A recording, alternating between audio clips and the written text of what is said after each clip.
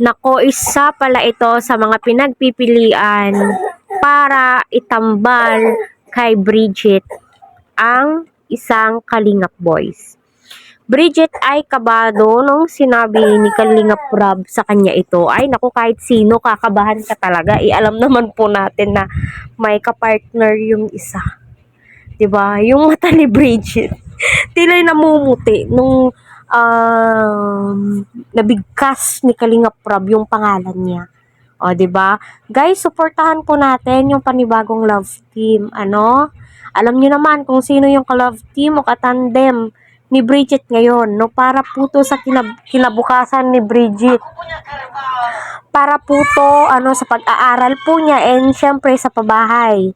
'Di ba? Suportahan po natin. May bagong upload po si Kalingap Rob ngayon, yung birthday nga po ni Jemel, 'di ba? Isa po 'yan sa adopted child ni Kalingap Rob. Isa po 'yan sa tinulungan ni Kalingap Rob noon, 'di ba? Ang tagal na natin sa Kalingap, no? Ang laki na po ni Jemel, 'di ba?